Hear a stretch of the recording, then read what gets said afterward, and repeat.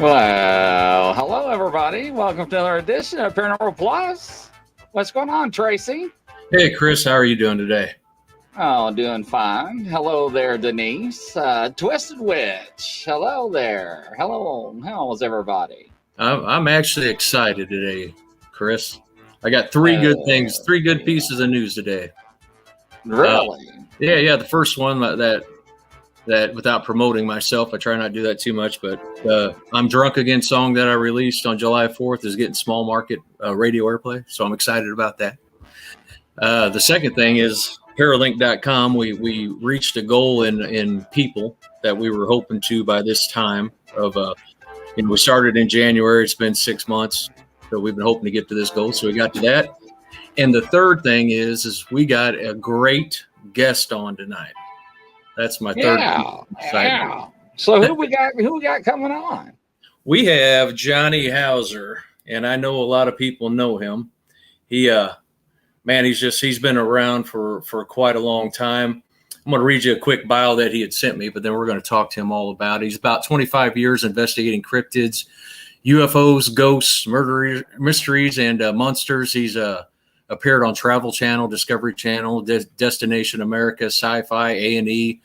He's done countless lectures and podcasts, and he's most known for his research of the Villisca Axe Murders house. Sorry about that. I've listened to interviews with him. I've known about him for a while, and it's really exciting because he's everybody's ever that I know that's ever talked to him or anything like that. He's a really good person. So that's what I got to say about him. So all right, well, let's welcome aboard Johnny. Come on down. Welcome to the show, there, brother. How you doing? Man, I feel like the pressure is put on me now. Oh, Lord. Watch out. Hey, that was your bio. Oh, yeah. How you doing tonight, Johnny? I'm doing good. And what's this? I'm Drunk Again song? Yeah. So I now listening to some stuff over the last couple of weeks about you. I know you're into the guitar playing, or you have been in the past. He don't even drink.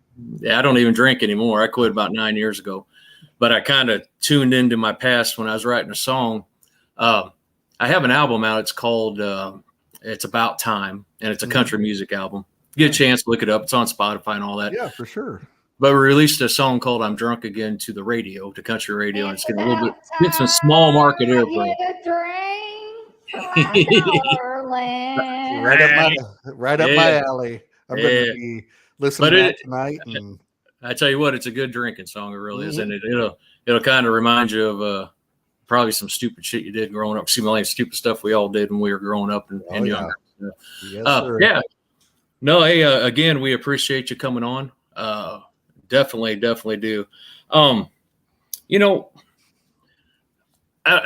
So first of all, I introduced you to Chris. We talked a little bit before that. We talked about the Bigfoot stuff, and Chris is really into that, but he's into a lot of paranormal stuff as well. He has some dolls in his room there, and they seem to tend to want to come out and talk to us every once in a while. So that's pretty cool. He gets some. Yeah, they sure do.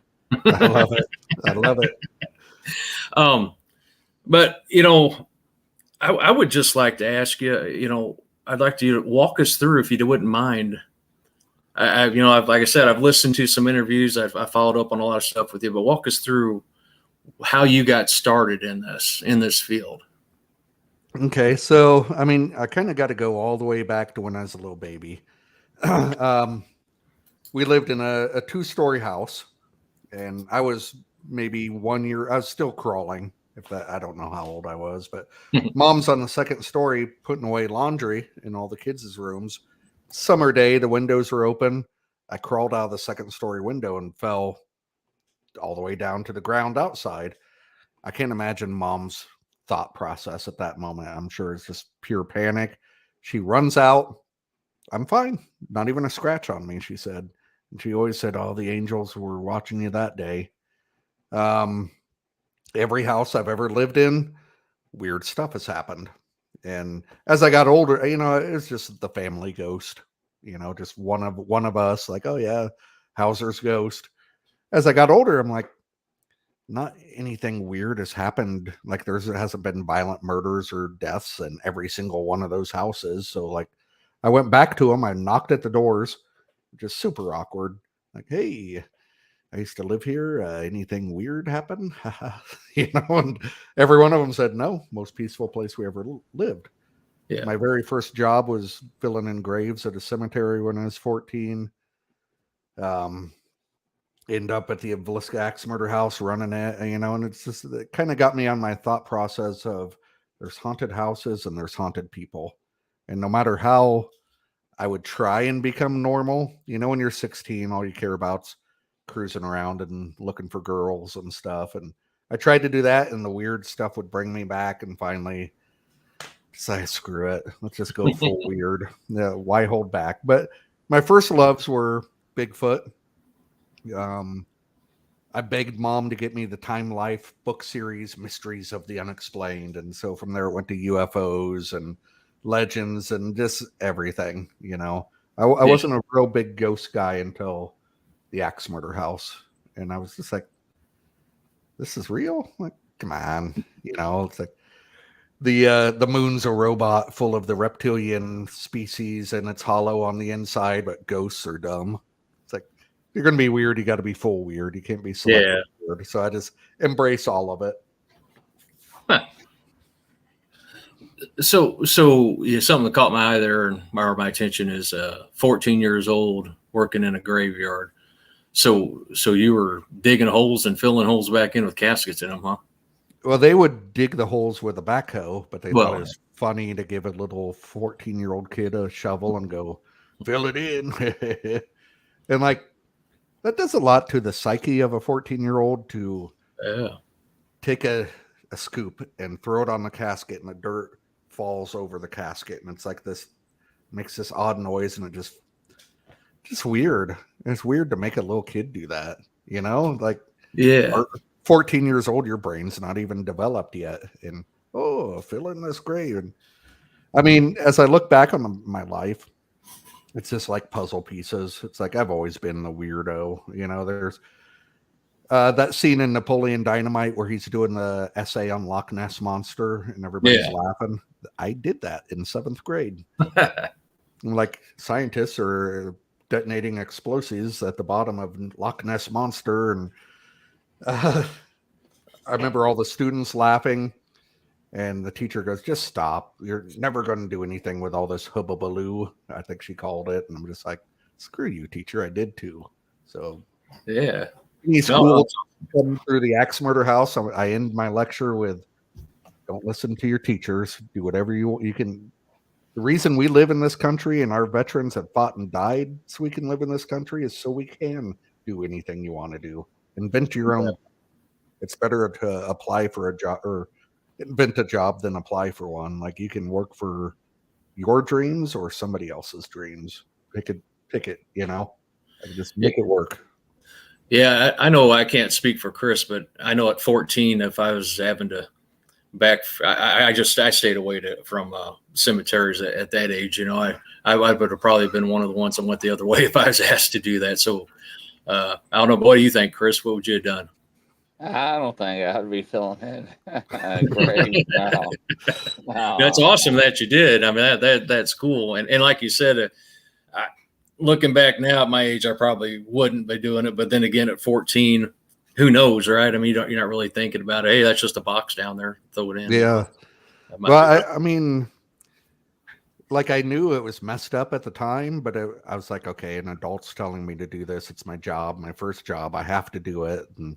But I realized the deep spiritual connection of doing that as I was doing it. I'm like, this is this is strange. But I'm also making my own Ouija boards, playing Bloody Mary in the mirror, walking around cemeteries. I was just a weird kid.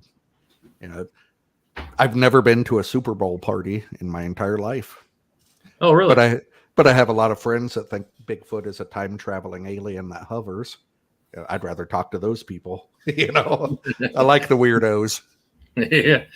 Yeah. I got to admit, and I said something about this before when we were talking backstage. I haven't met a paranormal person face to face or even on the phone really, or on internet that I haven't liked. I mean, I've been on a few podcasts myself, and they treat you with respect. And I think that it's just because they understand that even though we're a little bit different, we shouldn't treat each other different.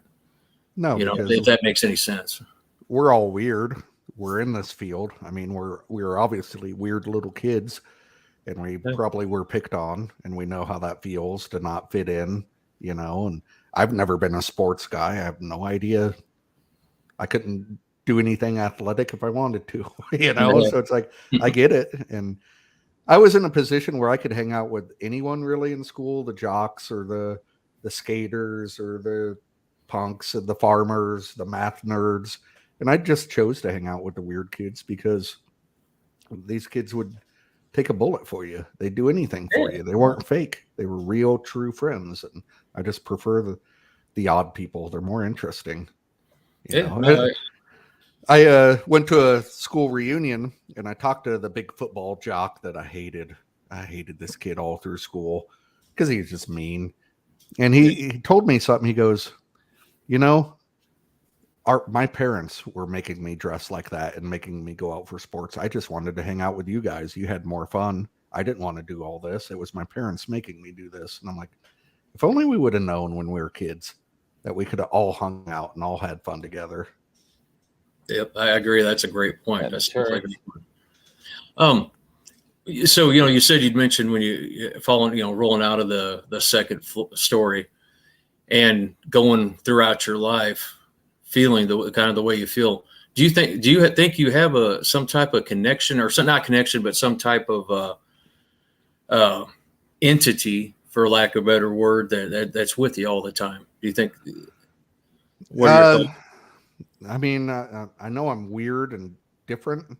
I look back on my life and like, I remember, Sunday evenings, Mom and we'd all go to church. Afterwards, we'd drive around the country, and that's just what we did on Sundays. Maybe we'd eat Pizza Hut, like once a month. Going out to eat was a big deal back then, and yeah. I remember sitting in the back of my dad's Chrysler and I see looks like a ball bearing in the sky, and I'm staring at it for like half an hour, and I'd go up, boom, back down, up, boom, back down, and then finally it just goes poof, gone. I remember another time we seen this weird light in the sky, and we told our dad and uncles, and they threw us in the car. We went chasing it. We ended up in a farm field out in the middle of nowhere. There's a sheriff in the farm field, and he goes, "Oh, it's a weather balloon." Of course. Like, why is there a sheriff in the middle of a field in the middle of the night? Come on. So it's my life's always revolved around weird stuff happening. That's my norm, Maybe I was picked to do this. I like to think I'm probably the only one in the world that could do the Axe House the way it's done. It's like I'm a true crime nerd as well. But the Axe House, terrible tragedy happened there. 6 little kids were murdered. It's not cool. It's not funny or fun. Yeah. It's terrible. And every day I walk in there and I'm like, please God, let me do these tours the way they should be done, with honor and respect and dignity. And, and maybe other people would do that, but I just feel like I'm that guy that's supposed to be doing that. And maybe all of this in my life was leading up to me being at the Axe House. Maybe there's some other purpose, but. So with you bringing that up, would you mind, for people that are on or watching that may not be familiar with the Axe House, could you give us a history on it? Yeah. So June 9th, 1912, town of Villisca has a church service. It's like an into Bible school event. So the Moores, a family of 6, come home with Ina and Lena Stillinger, 2 friends that just happened to stay the night. They had 2 little boys with them, they went off to their house last second. Ina and Lena lived out in the country, and the big plan was next day the school teacher's going to meet them out front in the morning and walk them home, then she'll come back. Next day, Mary Peckham, whose bedroom I'm in right now, noticed something was up. She gets a relative to check on the family. He finds Ina and Lena downstairs. The authorities find the Moores up. 8 total, 6 kids, sadly, 2 adults. All murdered with an axe, which was left in the house. Bacon on the floor, mirrors covered with sheets, food at the table, bloody water, cigarette butts, footprints, all destroyed by half the town, trampling around looking at it. Long story short, it was a witch hunt for 5 years. 5 years of gossip in a small town about a murder. Give me a break. Yeah. Old man so-and-so's weird. He did it, which went nowhere. 1918, a minister named Reverend Kelly confessed, said a voice told him to kill. A shadow came out of the backyard, handed him the axe. He followed the shadow in the house, climbed Jacob's ladder to heaven, killed everyone. Then he said he didn't. And then he said he was a detective for the Queen of England. So tried him for the death of Lena, hung jury. Death of Ina, full acquittal. It's Iowa's oldest cold case. We have no idea what happened. So all this nonsense on the internet of the killer hid in the barn, peering out of a knothole for a week. So, I don't even know who did it. Like, what? If you go with Reverend Kelly, he said he walked in the front door, or the killer rode in on the train. That's a very general assumption because he had 200 people on and off the train every week, and Villisca is a big stop between here and Chicago. The forensics guys are my favorite. White male between the ages of this and this. A white guy in Villisca in the 1900s. Huh. Yeah, that narrows it down. No kidding. Man, that's crazy. I've read up on it before, and it still amazes me that that they don't know who it was. I mean, and it's very, very sad. That's a horrible thing to happen, especially anywhere in the world, and then like that time period. That's, man, I couldn't even fathom, especially if you're the family member. If you're one of the family members of them, trying to figure out what's going on. You can only imagine what goes through your mind with all that. Right. And, when I do the tours, I'll give the history. I'll let people free roam the house. And what's interesting to me is I'm like paranormal psychologist. Like, people will come out afterwards and they just spill their guts to me. One guy started crying. His wife just left him. I'm divorced. Like, I gave him my insight on it, and like, hey man, it seems terrible now, but 6 months from now, it'll be normal. Like, it's hard. I gotcha. And many people who have lost kids of their own come down there, and they're just looking for a sign of something in the afterlife. And I feel like I can talk to these people and try and maybe make them smile and make them forget about it for a while, or offer them some hope. And that's the true meaning behind that. We're not going to figure out who did it at this point. The real moral of the story is love your family, hug your kids. Don't get so wrapped up in ghosts that you forget there's real people around you that care about you, Agreed 100%. Chris has a background of police, and stuff like that. And he talks with, psychics that are actually deal with the government, isn't it, Chris? Yes, sir. For cold cases. Yeah, nice. So we do a cold case every Friday on missing persons murder cases, and they're unsolved. And I've got one that worked for the U.S. government that remote viewed on the Soviet Union during the Cold War. Was it the Cold War, during the Cold War era? So very interesting. And we get a lot of good facts, and we get a lot of good information, and we turn over to the authorities and the families to hopefully recover the bodies and go from there. So, but we do have to disclose it's entertainment purposes only, and everybody's innocent to proven guilty in a court of law. But it's very interesting. We do it every Friday, so it's I have a lot of psychics across the world that participate in that. So it's interesting that the government used psychic, powers to figure out what the Russians were doing back then. What's that movie, The Men Who Stare at Goats, or something like that, which is about that very thing. You know, it's interesting that what the government knows that we don't supposedly know. You know, it's I was a big conspiracy guy before I got to the Axe House, and now I'm waiting for a conspiracy to happen that's not true. You know, like, no, I agree. It's just crazy nowadays. So I'm going to ask what everybody else is probably thinking is, how did you get to the Axe House? What happened there? So I was actually a musician in Nashville for over a decade. I played guitar and lap steel for this country artist that was, it was some CMT show. It was like a Rising Star, I think it was, as like American Idol, but for country. Yeah. She rode that into the ground, and met my now ex-wife, which sounds like a country song, at a club we were playing at in Des Moines. Later, we took her on as merch girl. She went with us. We got married. She got pregnant.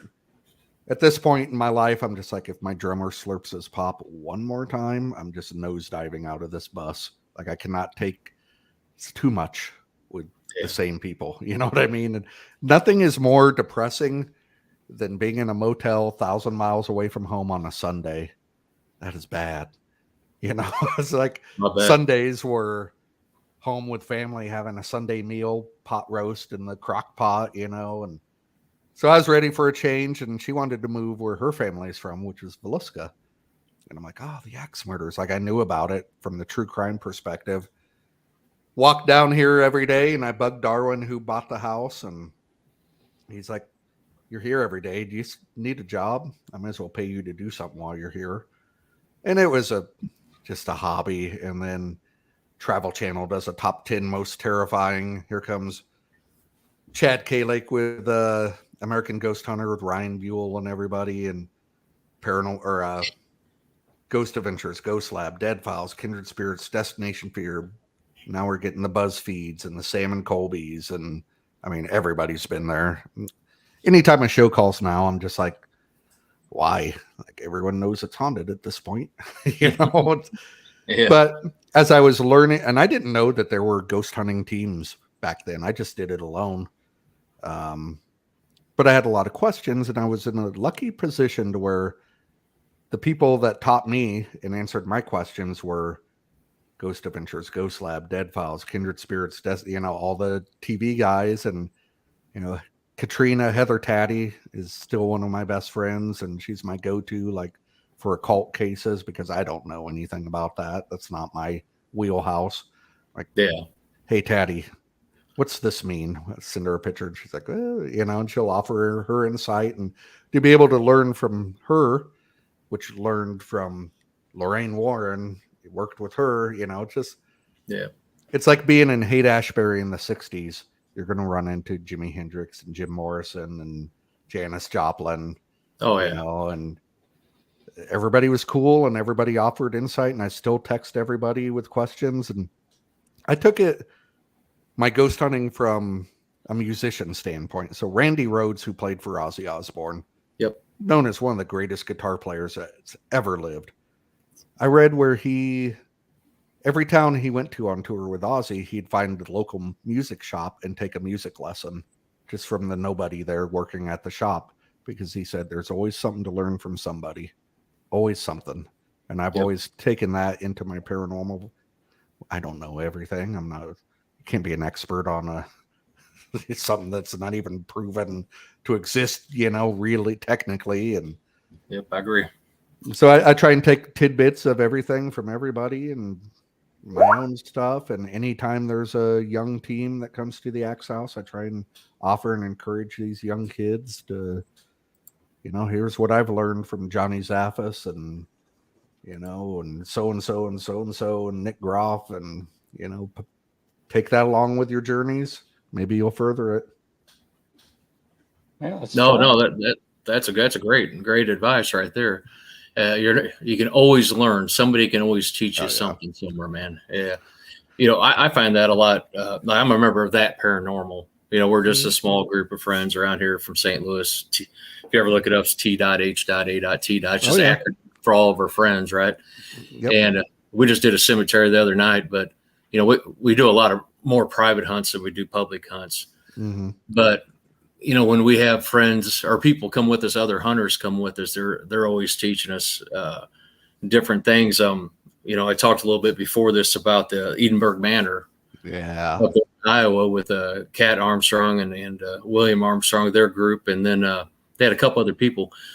So about a week before we went up there, my wife and I were just going to Field of Dreams. That's all we were going to do, right? Yeah. And I thought, man, while we're there, we ought to try to do a ghost hunt. So then I found that Edinburgh Manor. So I called up there and said, hey, they have somebody already doing a hunt, but they were nice enough to let us come up and hunt with them. And I had never done the Estes method before. And I think it was last June or sometime last year. And that was really, really neat to see that. I'd never done it. I'm not an expert. I'm far from expert when it comes to ghost hunting, but I am genuine. I do believe that it's out there. I do believe that, the stuff exists. And I have had, Ashmore Estates. We had the tricycle move when we were there. We got it on videotape. Yep. Orbs. I'm kind of hit and miss with orbs. You can almost debunk almost all of them. But then again, I've seen some that you can't debunk, they're few and far between for me. The EVPs and the me and Chris talk about this a lot, the K2s, the EMF meters, man, I can have a conversation with something on an EMF meter without an issue and totally believe it because, it's stopping and going right when we say stop and go. Yeah. I remember 20 years ago, the whole fad of orbs with faces in them. And they'd zoom in and look like a smiley face. Yeah. We've grown a lot, When I first got in the game, I reached out to every paranormal team in my area. Like, hey, I just want to learn. I get it. I'll shut up. I'll stay out of your way. I'll roll cables. I'll pack everything. Make me do the grunt work, and nobody emailed me back. Not one single team. And until I'd been on the TV shows, then all of them wanted me on their team. And I'm just like, nah, where were you at when I was just begging, So it's good to see teams working together and taking on, like you guys, to come on in on our hunt. That's cool. Like that never happened 20 years ago. It was a very clicky thing, and it kind of somewhat is still, but everything is. I'm part of a bow hunting group on Facebook. I love to bow hunt. It's the same thing.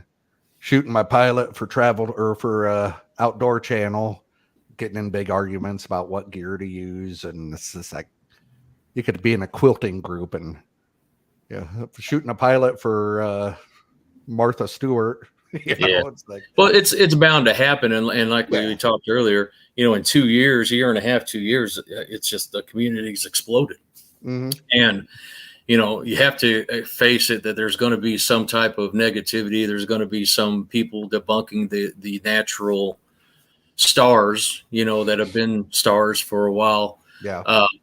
We actually we've got some pretty good comments here. You're going to see that Facebook user. That's Tim Cummer saying, "What's up, fellas? What's up, Johnny?" I don't know if you know Tim, or sure you know Tim, but and a lot of people are talking about how it's freaking scary. Are you able to see them when they come through, Johnny? Yeah, I see them kind of pop up on the screen. And all right, cool. Hey, if you guys have any questions, I know I think Grizzly, we usually go to cut to a commercial right now. But when we come back, if you guys have any questions, let's make sure we ask them. And we're going to continue talking about the house and talking with Johnny about some other things. Ladies and gentlemen, we'll be right back. Stay tuned.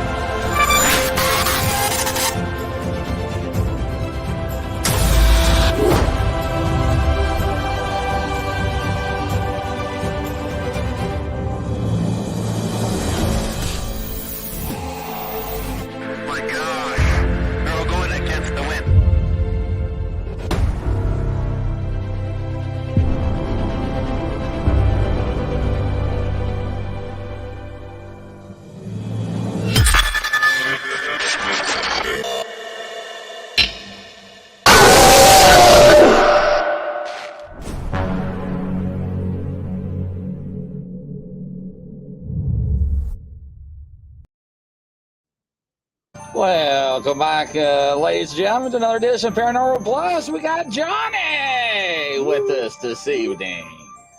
So, yeah. Welcome, Hey, you brought Standing Stones and everybody. Go ahead, Tracy.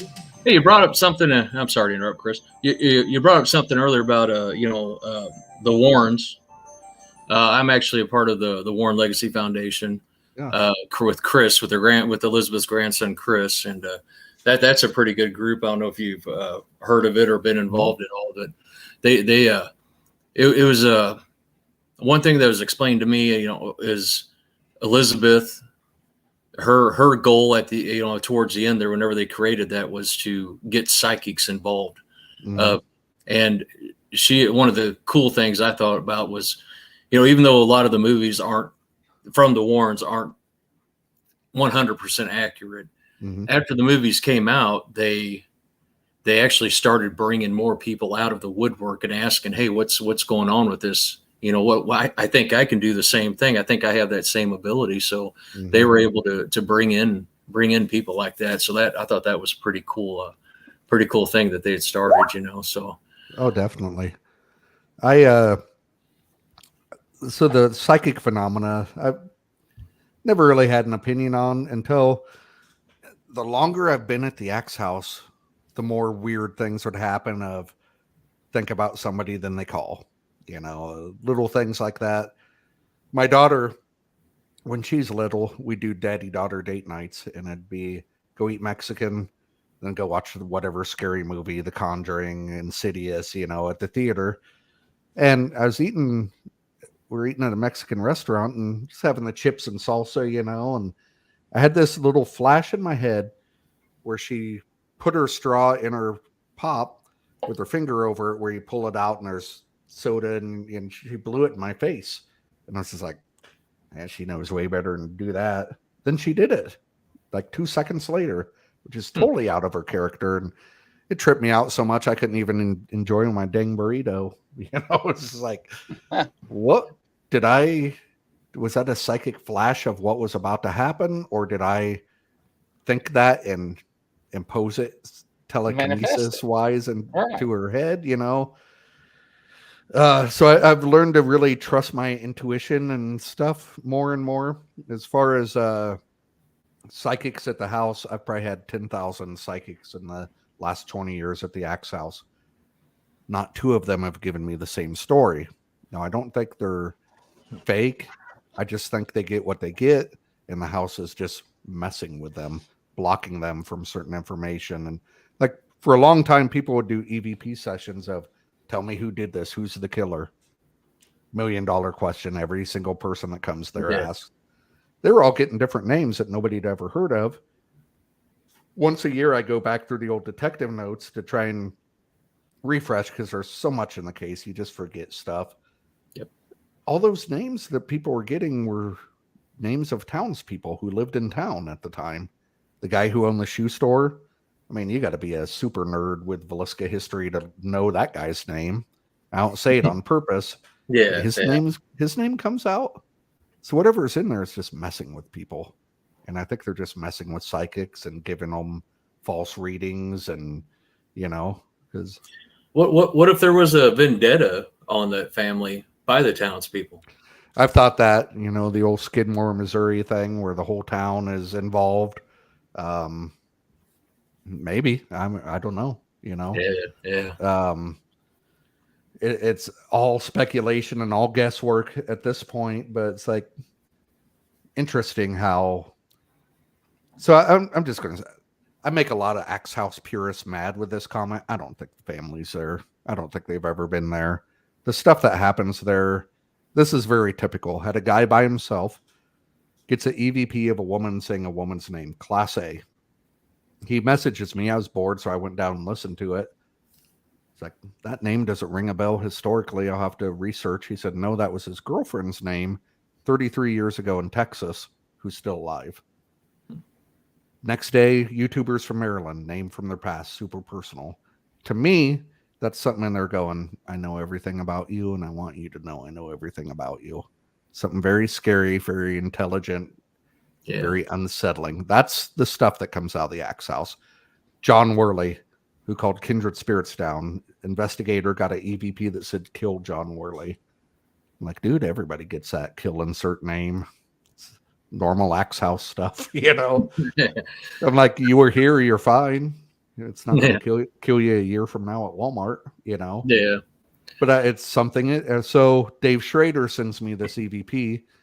I was there when it was caught. I know it's legit, and it's very much the residual sounds of the murders. It's like wham, wham, ah, wham, please God, no, wham. Like tough to listen to. Yeah. And I was listening to it the other day, and he's like, this is incredible. It's like, yeah, it is. I was there. It's legit. And then I thought, that's not what happened. They weren't running around screaming their heads off. They were all in bed sleeping. Like, we know that for a fact. So whatever created that EVP is doing so just to instill sadness, sorrow into people that listen to it. You know, and that's the stuff that comes out of that house. Not something 9-year-old Catherine Moore would be doing, you know? Yeah. Almost like they're embellishing it a little bit, maybe, huh? Yeah. Like, I don't think it's the D word, you know? I think it's just something nasty, inhuman entity was here long before that house was even here. Yeah. And, you know, that's my guess at this point, but I don't know. What do I know? Yeah. So FDL Paranormal wants to know, what is your best experience in the paranormal? My best experience was not even investigating. I had a close friend of mine. Her mother passed away in a car accident. So we take the kids and grandkids out to their farm. They write letters on helium balloons. They let them off in the sky. It's called Letters to Heaven. One of the balloons gets caught about 40 feet up in a tree branch. And I'm just like, kind of bad for whoever wrote that note, you know. And we go half a mile back to the farmhouse, take a left, another left, up on the back porch through a little doorway. And we're talking about how the mom used to love scaring the kids. And that balloon comes floating through the doorway, lands on a lawn chair and stops. And my friend, my friend at the time didn't believe in anything. I'm like, explain that. She goes, well, it's weird. Well, I'm not a physics major, but it's filled with helium. It's going to go up. It's not going to come down against the wind, make 2 sharp left-hand turns through a doorway on a lawn chair. She goes, well, that's not my mom's lawn chair. So debunked, you know. And then later on, she admitted that she had a dream that night that she got a letter from her mother, postmarked the day she was killed in the car crash, saying, I'm proud of you, and so I love what you've become. You're such a great young woman, and like very personal stuff. There is no way that could happen. And I've seen everybody since then within the last month, and I'm like, tell me what happened that night with the balloon. See if we remember it the same, because perception is weird, and they all remember it exactly the same. There's no way that could happen. That is her mother saying, I'm here. And that was undeniable for me. That's crazy. Yeah. No, that's not crazy. That's awesome. Actually, to have been there would have been that would have been awesome to have been there, just to see very comforting. And then every year we have a big party for her mom's birthday, and we did the balloon thing again, and one got caught in a tree. And I'm like, okay, let's watch this. Let's see what happens, you know. And they got loose, and what'd it do? It went up. Because it's filled with helium, you know. So like that. Definitely. So yeah, everybody's replying to your story here. They seem enthralled by it, you know, to an extent. It's that's awesome. So like I said, I have a friend, Tom Skundridge, who's in that paranormal with me. You know, he's a pretty big fan of yours, and he actually says he had met you at Ashmore Estates with Nick Groff. You guys, I guess, right before, probably 2 years before COVID. Yep. But he had an amazing time with you guys, and he was very appreciative. Me and my wife and Tom went the following year with the Daniel Class and Nick Groff, and he came through there. Yeah, so that was a pretty good time too, and very knowledgeable people that I saw. And Tom said the same thing about you, very knowledgeable. So, you know, so for everybody that's watching, you know, this guy's top of the line, personal and in the community itself, right? We discussed a little bit offline here about the way things are nowadays, and with the paranormal community taking off, the newer groups of people come in. You had discussed that there's newer groups coming through the Axe Murders house, which is awesome that we're getting those people there, and Chris and I totally believe in guiding them if they need help, supplying them with any type of knowledge that we may have, what are your thoughts on all that, Johnny? Oh, for sure. Like, these are our children. They are our kids in our country. And, if we're not encouraging them, maybe some kind of bully, like jerk, like who sits and downs some little kid that's trying. That was us once, Mm-hmm. One day that was like, and I try and impart to them any wisdom I have. And I'm just like, you guys are the future of this field. Like, we've made some leaps and bounds in the last 25 years, but we really haven't moved that far. Like, it's up to you guys. Come up with new ideas, new equipment, new scenarios, new technology, and just, try and further it a little bit and then impart the wisdom to the new kids coming up when you're old. Like, it's, I was telling Nick Groff the other day, is like, we are becoming the Johnny Zaffis of this group, the Godfather. We're starting to fill that role now, the older we get. And we just, and like the Sam and Colby, the YouTubers, I have a lot of friends that, kids these days don't know the meaning of work. And it's like, shut up. They're millionaires. You're just mad because you're not a millionaire. If I could have done that, if I could be a millionaire at 17 years old from putting a video on YouTube, awesome. It's like, and these kids are, I mean, they were the nicest kids I've ever met. When you meet someone and you just instantly love them. Because they're so polite and so nice. As I'm walking home, I'm having the dad conversation in my head. Those are some fine boys. My daughter's like, who's at the Axe house? I go, some YouTubers. I had no idea who they were. They said they were YouTubers. I go, hey, everyone's a YouTuber. And I felt bad. I'm like, I'm a YouTuber. I got 2 subscribers, guys. Had to knock at the door so she could meet them. Then none of her friends would talk to her at school. And anyone that doesn't know who Sam and Colby is, they're basically new kids on the block, but they ghost hunt cute boys with cute haircuts and trendy clothes. But you know what? They were on Joe Rogan podcast talking about ghosts.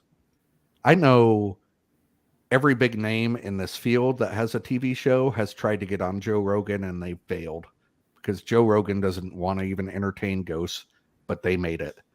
So you know what? Good for them. They talked about ghosts and locations that we all know and love on Joe Rogan, the biggest podcast in the entire planet. Zach Baggins didn't do that. Nope. Brad and Barry Clinton didn't. Love them, but these kids did it. So props to them. We're all on the same team. Exactly. And I've never watched them, but I'm going to go check them out tonight after we get off here and see what they're all about.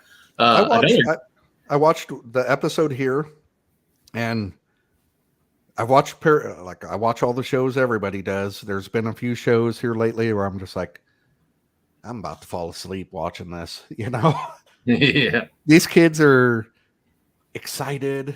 They hear a footstep, they freak out, and the old school OGs of the paranormal are like, overreacting. It's like, they're young kids. They've never experienced this. It's a footstep from nowhere. It's exciting. And they're like, oh my God, that youthful energy got me pumped up about the field again.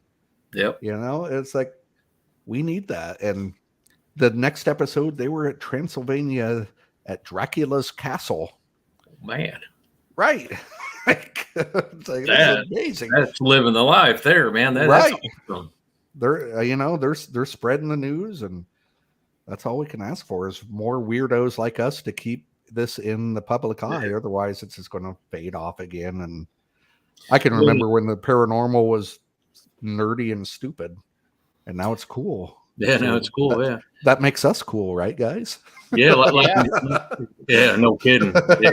Yeah. So whenever these guys, these newer kids, or even like me, because I ask this all the time on this show with people, with guests, is what's your go-to piece of equipment? Digital recorder for sure. I've spent thousands and thousands of dollars in paranormal equipment, all the cool lights and whistles, and the music box. Yes. So awesome, and it's so creepy, and it's so cool, and costs much, and I'm like, really, this is just a motion detector that you can buy at Walmart for $2 that does the same thing. I mean, they're awesome. I want one, but I ended up selling a lot of my equipment because I'm walking around these awesome locations and I'm worried about, does this have batteries? Does this on? Is this work? And it's like, who knows what's even happening around me that I'm just missing? You're right, man. It takes away from it. It takes away from your personal experience when you're trying to make, I hate to say lack of better words, but you're trying to entertain other people while you're there. Mm-hmm. For me, I'd rather, like I said, I take an EMF meter with me and the recorder and a few other pieces of equipment for myself. I would rather do that, a camera, just to try to catch orbs if I was going to do that, and a video camera, just set in the corner, cat ball, cat balls. Yeah. Man, those are my favorite, Johnny. Yeah.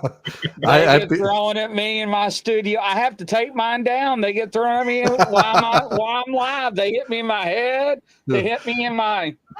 Yes. I have to take them down. I knew exactly what it was. I have the same cat balls. I have a bunch of them. I use them too. And I actually just picked up an old 1970s reel-to-reel recorder with the Bob Barker microphone. Mm-hmm. I want to start doing EVP sessions with that on old school tape, like 1970s Ed and Lorraine stuff, And I was in a camera store, like we talked offline. We're going to London August 5th for a week, and 10 days. We're going to hit Paris. One day, and we're going to go to the catacombs. And so I'm looking for a good camera, video camera to take with me. That's light, that's small, one of the little 4Ks. And I didn't go to a box store. I went to, a mom and pop store, and I was looking up on the shelf, and they had all kinds of old, early 1900 cameras. And I thought, man, that would be cool if you could figure out how to operate it.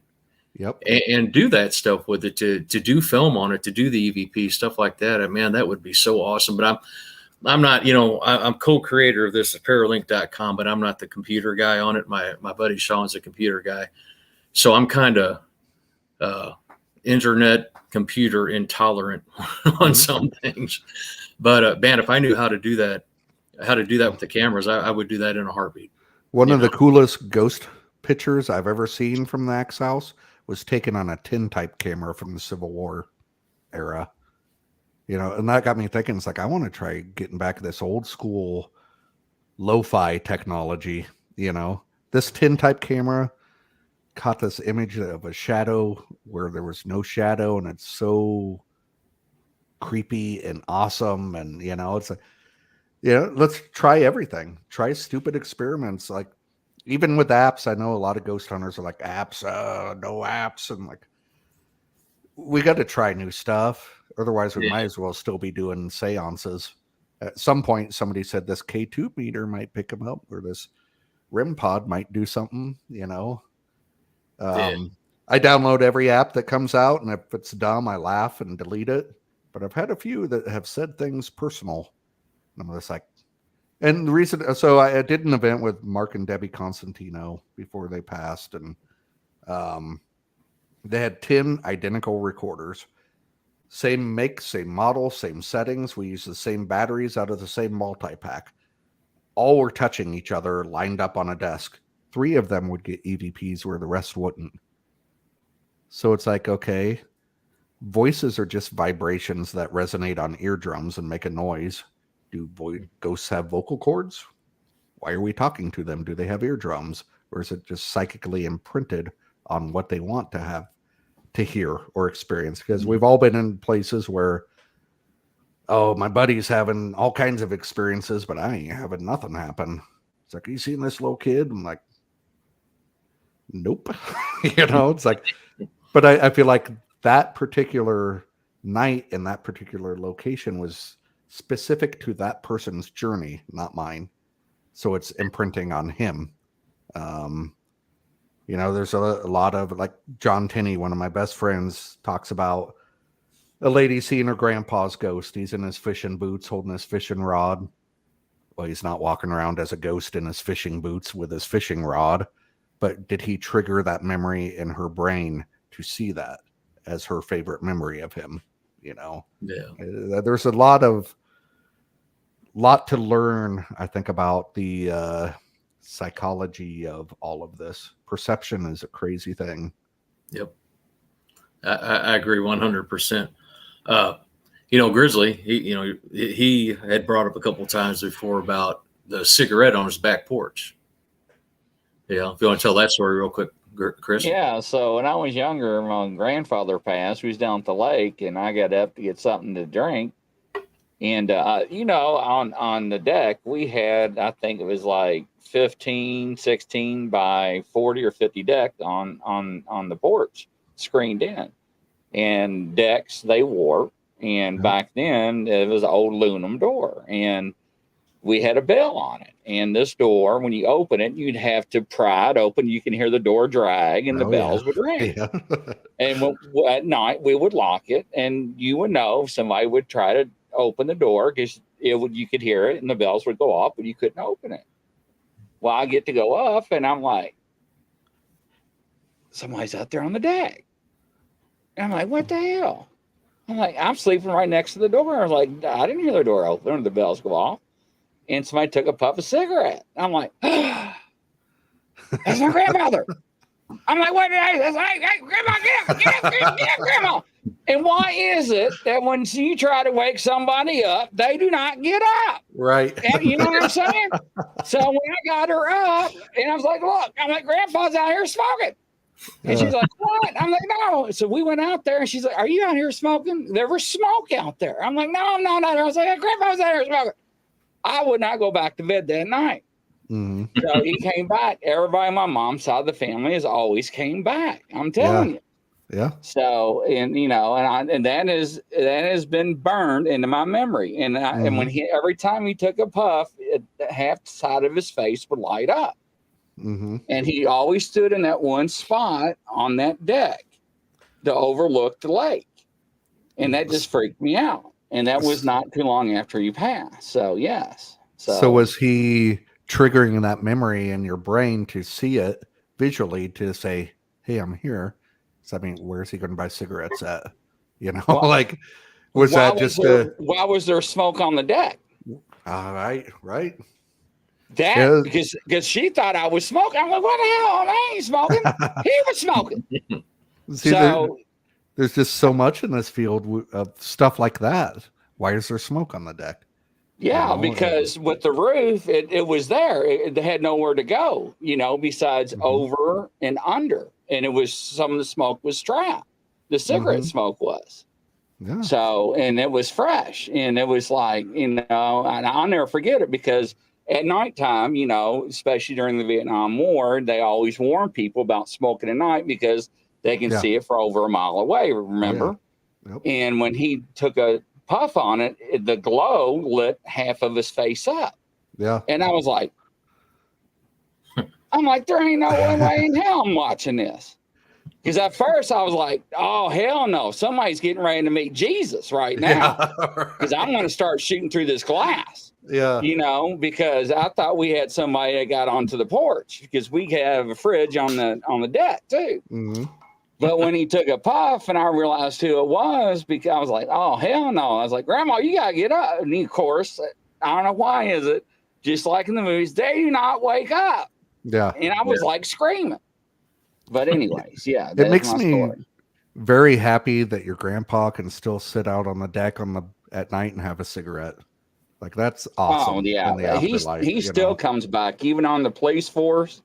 My officers, I never forget sitting in the car, and when I was a detective, one of my officers was on the outside of the car, took off running, and I thought I was being ambushed, and I was like, "What the hell?" And he was like, "Dude," he's like, "somebody appeared on the other side of your car, just like out of nowhere," and I was like, "What?" And because he just took off running. And he described them to me, and I was like, whatever, right? And I sat there for like a couple of days, couldn't figure this out. And I'm like, no. So I was like, hold up for a second. So on my off day, I went down to the station. I'm like, can I show you a picture? And I was like, did he look like this? And he turned just pale white. He's like, who is that? I was like, that's my grandfather. Nice. And he was like, oh my God. He was like, that was him. And I was like, yeah. I was like, are you serious? So, yeah. So he over the years, he always come with me. And I remember even when I was on county, I would have paperwork in the front seat. And I would look over and it looked like the paper would be bent. And I'm like, what the hell? I didn't think nothing of it. But, hearing stuff like that, and after hearing him tell me, it makes you wonder, was that him or could it have been him? I don't know. Come on, grandson. We got some crimes to solve. But now he retired from the city of Louisville Police Department. Oh, well, that makes a ton of sense. His brother was on Jefferson County, and he flew the helicopter for the county police. Nice. So, yes. So, and my psychics, one of my psychics always tells me before I moved from Lexington, are you getting tired of straightening up your pictures? And I'm like, huh? They're like, what are you talking about? And they're like, are you getting tired of fixing them? I'm like, yeah, I got tired of fixing them. They're like, yeah, they're falling off the wall, aren't they? I'm like, how do you know? That's your grandfather telling you to hello. And I'm like, damn. Hey, grandson. So, yeah. Yes, it was. I would walk down the hall in the living room, and I would be like, straighten them up. And then finally, I got tired of fixing them. And one day I came home and the one in the living room was just all on the floor. And I was like, hell, I ain't hanging back up. I'm getting ready to move anyways, Yeah. Stop it, Grandpa. So, Grandpa, knock it off. Yeah. But you ought to see some of my shows with these cat balls. I mean, I have another camera in the studio that I got set up. And I would have cat balls set up on these stands. And during the shows with because I got like $27 on top of my studio desk. And they have some attachments to it per some of these psychics. And they would make my cat balls go off and whatever else during the show. And I'll be talking to you. And next thing you know, you see a cat ball just go fly and hit me in the freaking forehead. I'm like, are you freaking serious? And they're like, did you see that? I'm like, no, I felt it. So below, I had to go out and buy me a damn tape gun with super duper sticky tape to tape these damn balls down to my mic during shows, and I'll be talking to, and they just go off for no reason. And people be like, "Hey, make the balls go off," and the balls will just light up. I'm like, "Stop it!" Your ghosts are like, "Dude, watch this." Yes, they do. Exactly.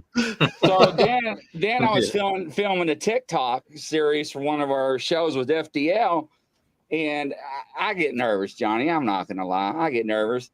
And this tape is super duper sticky. I mean, your fingers stick to it. That's how sticky it is. And I'm filming, and this damn whatever it was took my K2 meter, and you could hear the tape going off the doll. I'm like, no. And I'm like, no way. And it was, and I had it wrapped around the doll. I'm like, oh my God, stop it. Stop it. Stop moving, doll. So, and I had to cleanse the studio like last week 3 times and with 5 prayers. And I have a whole lot of holy water. Oh, yeah. That's a must have. So I do. I have a whole lot. And so I did a seance with my dolls, a few of my dolls. Nothing happened. So, but during the show, all hell breaks loose. Right before we did this show, stuff was being knocked over on my studio desk. FDL, his wife, stuff was happening in her room. And we can't figure it out. We're like, hey, I want to be a guest on this show. I mean, it's crazy. I mean, ask Michael at FD. I mean, it's crazy. We just cannot figure it out. So yeah. If you ever get a chance, Johnny, FDL is they're based out of Europe or close to London, north of London. Nice. They're actually a pretty good group. They got some good videos out there too. If you ever get a chance, look them up on YouTube or something. Michael Lewis is his name, and his wife, and then a bunch of friends. But they, you've been there, I'm sure. It's everybody's crazy. Already laughing, Johnny. it's crazy, crazy haunted over there. So much history. Yeah, and they talk about it. They go a little above and beyond in some things. He has what's he take? He has that Bible, doesn't he? Grizzly. He reads from a demonic Bible. Yeah, the demonic Bible. He'll read from it. Hey, Johnny. Let me tell you something. If they get no action, he'll bring it out just to see if he can. Oh, hell yeah, he's crazy. They get action after that. Yeah, but they are really super nice people, and it's a good group. And they, like I said, if you ever get an opportunity, check your YouTube stuff out. It's pretty good. Sure. FDL. Definitely. Hey, so on the talk of that, like I said, I've listened to a few interviews in the past on you. I'm interested in your amp. When you were younger, you talked about having an amp with your guitar, and so I'd sit there and just jam out in my bedroom, and I had a guitar, cheapo amp, and a wah pedal, which creates the intro of Voodoo Child by Jimi Hendrix. That's what a wah pedal does. Yep. And it sweeps the frequencies. I'd leave it open, and you could hear talking coming out of my amplifier. I'm like, what the hell is this? And so I get my family in there, and Dad has his little boom box, and he hits record and starts asking questions and starts getting answers.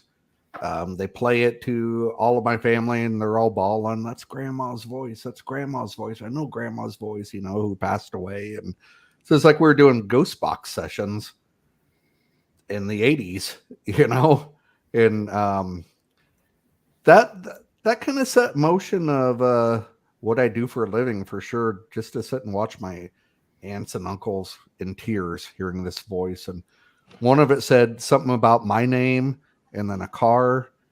A week later, I got in a car wreck. It was and then so this particular house we went to, it become a big thing where friends of mine would come visit me after school, and we'd all do this ghost box session with a guitar amp and a wah pedal. We take it upstairs at this house we lived in that had stuff happening. As soon as I turned on the amp, it goes, "Get out," like the cliche "get out." And man, we all went running down the steps. Half of us is bowling balls. We tripped over each other. We're all sliding down the stairs. And hosting people at my house to witness the ghost stuff was a normal thing in 1990 for me. It's when people go to school reunions and they find out what I do for a living, nobody's shocked at all, because that's what I was doing as a little kid.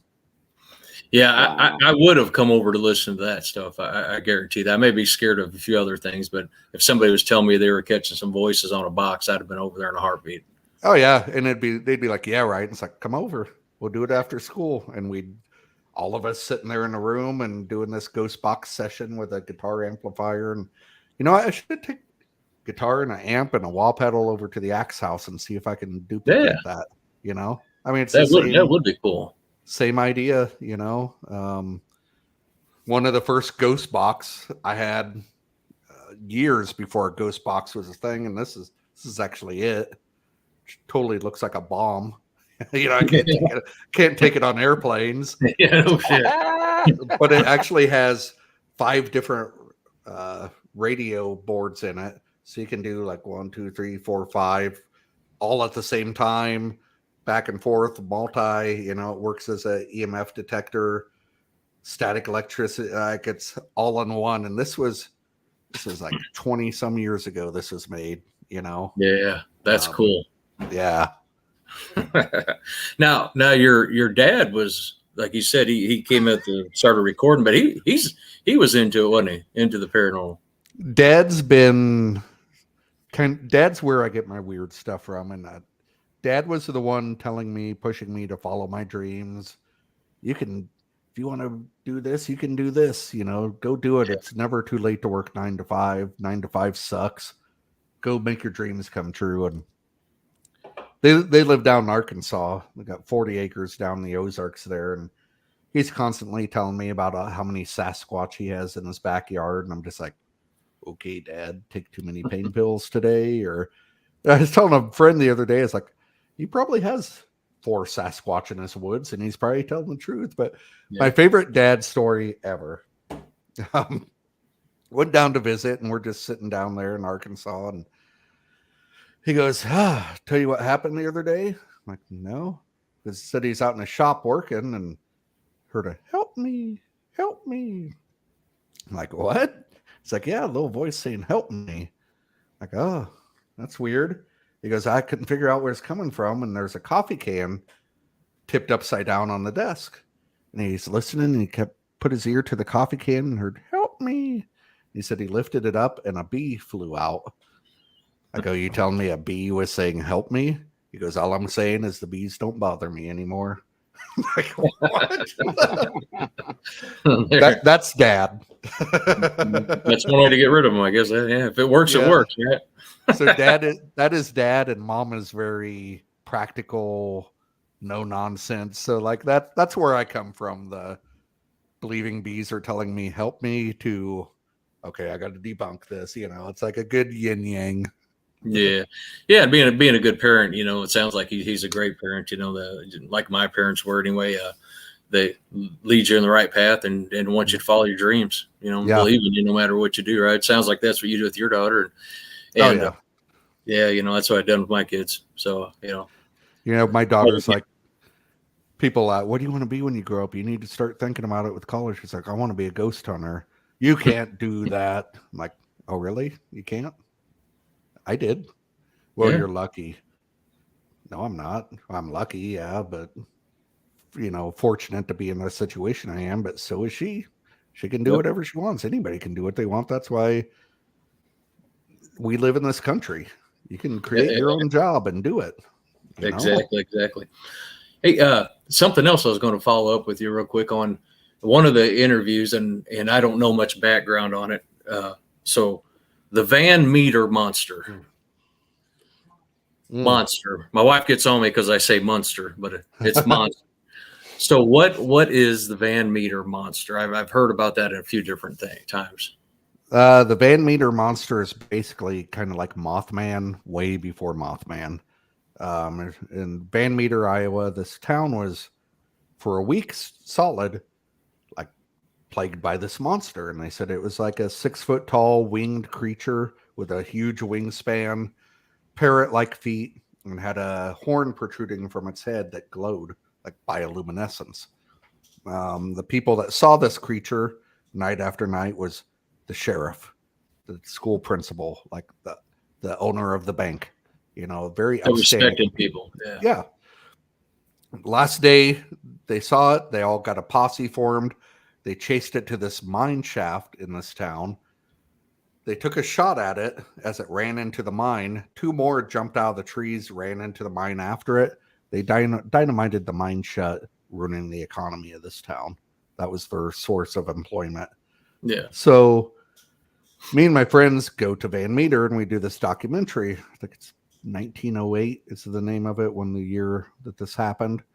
And the idea was, we're not going to catch the Van Meter monster, but it's such a cool story. Maybe that's all this documentary is a story. We go camp out at the mine shaft. We had permission for all this stuff. That was the weirdest night of my life. Like, the first thing that happened, I'm looking up at the stars like I always do, and I'm just like, what is that? And it's like stars in the sky and the lights going like that fast. And my son hooks onto it with his 4K camera. He's like, I got it. We're all watching it. Disappears. We're like, whoa, what was that? We turn around. 3 more shoot up out of the ground up into the sky, like just that fast. Mm-hmm. We check the weather patterns, flight patterns, anything that could be. Clear night, no thunder, no lightning, no nothing. No flights were going over at the time. Meanwhile, we have a very tiny condenser mic dropped into the shaft of this mine. It's like the size of a fishing line. We're letting that record all night.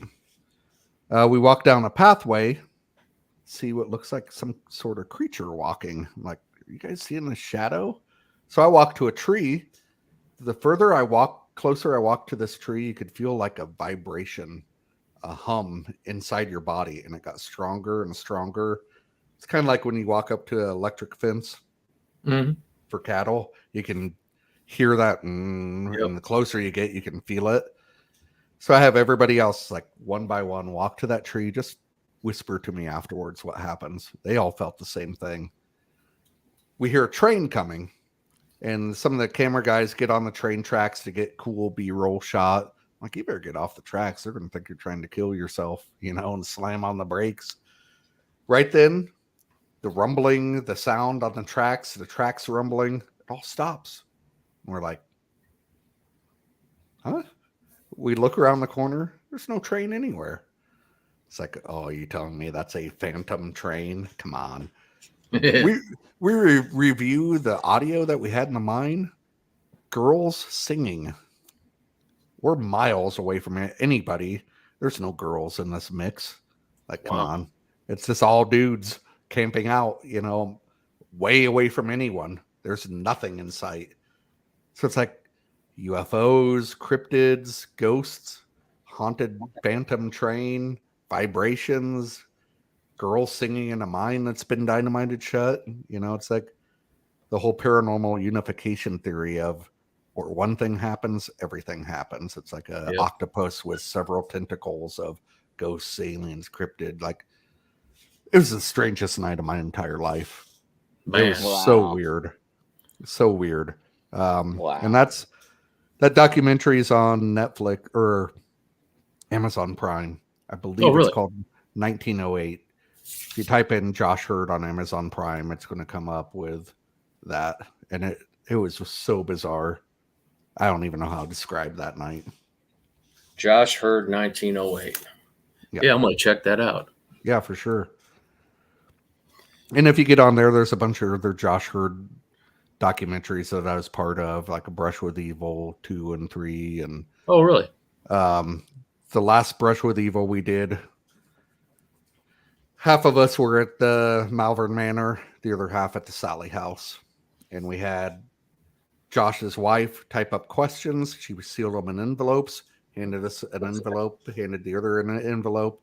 We timed it on time.com, so it's like all to a T. We had a guy remote listening with live audio. One side is Malvern, the other side is Sally House. Like, it's all documented everywhere. It's like 8:05. Okay, I need to ask a question. Ghost of Sally House, can you touch Josh on the arm to see if it would react? And I'm doing this at Malvern Manor right at 8:06, 8:07. Josh, I just felt something touch me in the arm. And so it's like working, that's a really good documentary. That's cool, man. And that, Chris, this is why I like this guy. He's scientific to an extent, but he's also, I guess scientific in the same way that he experiments, experiment stuff like that. That's awesome. Yeah, it's got to be controlled, as much as it can be to throw off the haters, but you still got to be open. I mean, it's all weirdness. Like, right. Right. And that's what I try and get these young kids to do. Is like, try weird experiments. Think outside the box. Do stuff. Be innovative. Yeah. Yeah. Got to be innovative. People I know are diving into barometric pressures now. They're diving into more digital. Well, not digital. More technical. Mm-hmm. Now we have the internet. There's more access to all different things, and let's face it, there's more access to parts than what there was 10 years ago. To innovators like you guys when you were younger, starting out, and they're able to put together some cool stuff. But then, test it. Let's let everybody test it. Don't just go out there and test it and tell everybody it's real. Hey, this is the one thing, because you got to experiment with it. You got to have a lot of people have the same opinion on it. Try to get as much factual out of it that you can. The guy that made this for me decades ago came up with this idea. I'm like, what if we do an EVP session and we get an EVP and it records what frequency that EVP came on? Then I can ask a question and it plays at that same frequency. Do we open a line of communication on that frequency? And he created a device that does that, and it's worked. Oh, wow. It's just insane. Another thought was voices are just vibrations. So he created a device that one thing's at this end, one thing's across the hall. They're pointing at each other. It sends a vibration. No word banks, nothing like that.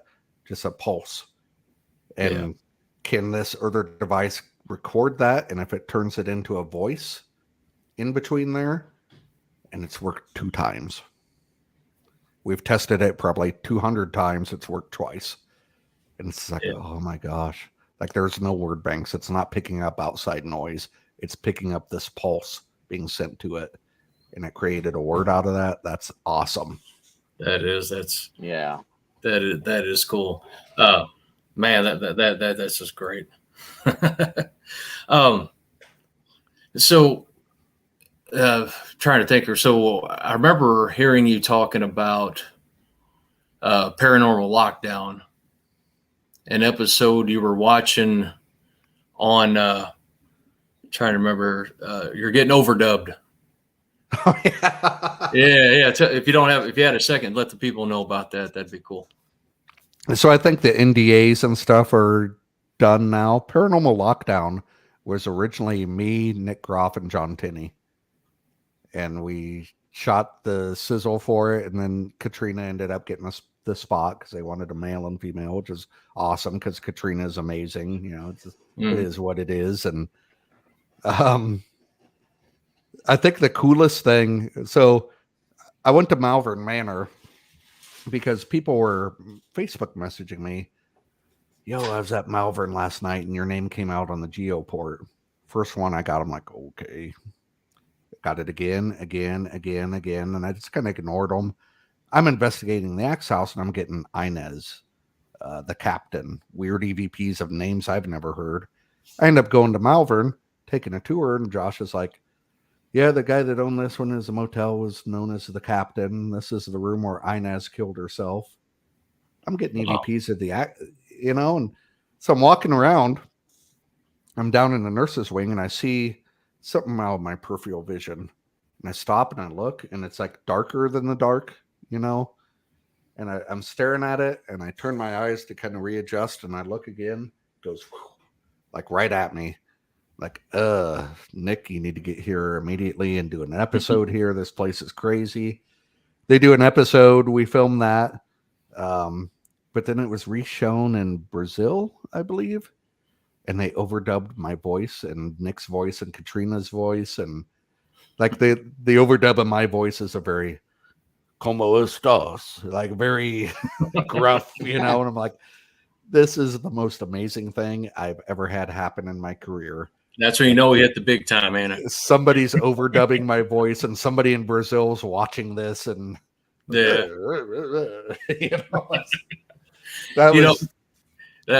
cool, man. Yeah, you were talking about that shadow coming at you. So a few right before COVID hit, like I said, we went to Ashmore Estates, to Nick's tour, my wife and my buddy Tom, and I had this, my partner, Paralink, he made this camera for us. And it's, it's an infrared camera, but it catches anomalies. At that time, I showed Nick it. He loved it. He's like, man, that's awesome. Daniel, loved it, whatever. And at that time, that's you just set it in a dark room, just like you would a hunting camera. If you're outside, you set it up. But it marks any face or movement. It'll circle a shadow or anything like that. So I had it sitting up on that 3rd floor. On the, I think it would have been the south side, there's just a little light coming through from the street light. And all the way at the other end, Nick was down there with the group. And I had it sitting in there for an hour because I just leave it by itself, see if it catches anything, and it automatically circles it. That way you ain't got to edit. You ain't got to go through the whole thing to try to find it, right? Right. So I walked down to grab it while he's doing the geo box down at the other end. And I ain't kidding you. I picked that camera up and I walked into the hallway. And right out of the corner of my eye, I saw a shadow, and I got a horrible pain in my shoulder blade. Mm. Didn't think about it. I turned my neck real quick, right? So I'm thinking that I pinched nerve. I've had them once before in my life. I had a pinched nerve a few years before. So I go in, I tell Nick, hey, I saw this out there. He goes out there, kind of investigates, all of us are out there looking around, nothing, It got a little bit worse before we left. You have the Q&A afterwards and all that. Yeah. And it's 2.5 hours from my house. So we drove home that night.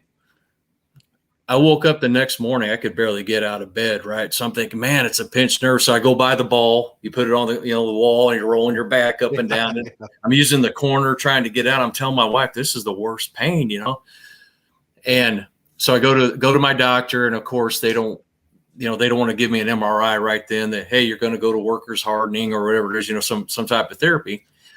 So I go to the chiropractor, and he's popping my back, doing this and that, going to therapy, and it's just getting worse and worse. I was actually sleeping 1 hour a night on my couch like this because I don't have a recliner. My foot's propped up on the coffee table and leaning back. And then my doctor finally gave me some muscle relaxers. That's the only thing that helped it. And finally, after like 3 months, I go get an MRI done. My insurance decides to pay for it. And I'll be a son of a gun if my doctor called me that very next day, because I did it at night the night before after I got off work. He says, hey, you need to get over to a doctor over in St. Louis. They sent me over there. I was missing my vertebrae. Wow. A disc. I was missing a disc in my vertebrae right behind my neck. There's no way, coincidence maybe, but there's no way in heck that I can think of that really did that in that amount of time. Like I said, I've had a pinched nerve before once, and that's what I thought it was. And here I was going to chiropractor. He's popping my neck and all this stuff. Thank God it didn't do anything bad. But it all related back to that. I almost got out of the paranormal field because of that. Yeah. I mean, I literally almost did. But then, how much of a coincidence is that just so happened that night? So you're talking about that shadow kind of brought that memory back to me. But yeah, it was definitely ridiculous. yeah. That kind of dark stuff. I try it. Like, I'm all about the door slamming and a footstep and a voice, but when it gets to stuff that can do that, it's like, leave me out of it. Don't want nothing to do with it. I tell you what, it got so bad during it that I did the sage at the house. Mm-hmm. I went to a spiritual advisor. We're near Alton, Illinois, so Mineral Springs. I'm sure you heard of that. Mm-hmm. They have a spiritual person in there, a medium, and she started talking to me. I went up there just do a cleansing, and she was saying that I had she's like, you ever notice an Indian or like that in your life? I was like, just so happened like a couple of weeks before that or a month before that, I woke up in the middle of the night, and I've done this a lot in my life. I wake up and I see an Indian standing by the closet door, and I'm like, yeah, that's weird that you say that, and she's like, make an offering, whatever you got to do. And I made that offering. And that was right before COVID started. I've never seen that Indian since, and, fixed my neck. So thank God. Yeah. I had to have surgery for it. They put a little Pac-Man piece of metal in there, but man, that was, to me, that was too close for comfort. Right. I almost stepped away from it, but yeah, but thank God I didn't, because I enjoy it. Like I said, I enjoy the people. We're all a big community. Mm-hmm. That's one of the reasons why, and I hate to say it, I'm not bragging or advertise, but paralink.com, that's why we did that, just to try to bring the community together all at once in a nice, positive environment. So, but yeah, that shadow thing brings that back to me. Yeah. That's crazy. Thanks, man. I'm glad your neck's fine now. Yeah, no, thanks. Yeah, it's definitely better. So, Well, I really appreciate you coming on the show, Johnny, and taking time. I really do. And everybody else appreciates it too. So, well, I'm going to have to get down to Kentucky and look for some Bigfoots with you. Oh, they're here, man. Yeah, that'll be a good time. Hey, they're out there in the Ozarks. Don't be fooled. Yeah. Right. I tell you what, we might be making the trip up to Field of Dreams here, and nice. we'll swing by the Axe House. Yeah, definitely. And do a tour. My first trip to Kentucky, went to Lexington. We're going to Scarefest. We show up at 2 a.m. It's like, let's go to Walmart because I want to buy a machete because Kane Hodder was there. I wanted him to sign it, and yeah. You haven't lived till you've been to a Walmart in Kentucky at 2 a.m. I'm like, where am I?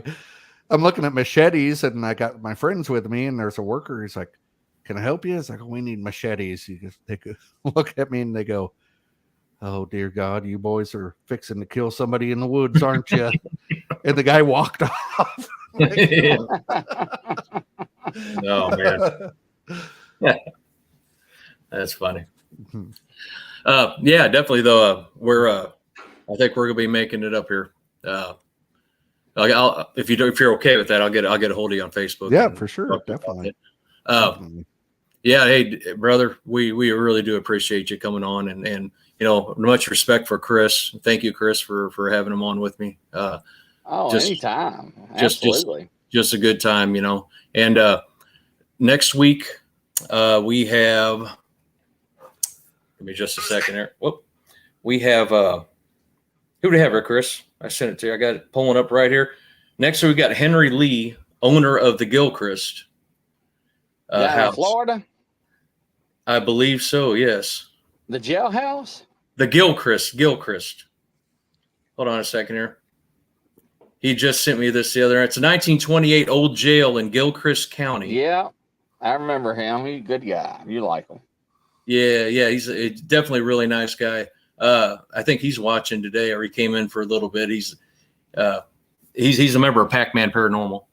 Yeah. And I shared this across a lot of my groups, and Grizz has this actually on a lot of Facebook Lives on a lot of different groups, and 15 platforms, 98 Facebook groups, lives, and you'll be in 13 audios in the morning. So nice. Yeah, definitely. And again, like I said, thank you so much for coming on here. Thanks again. I appreciate it, sir. Be reaching out to you. Sounds good. Thanks, guys. Yeah, for coast to coast around the world, that's a wrap. We'll catch you on the next show, ladies and gentlemen. Take care. See you guys later.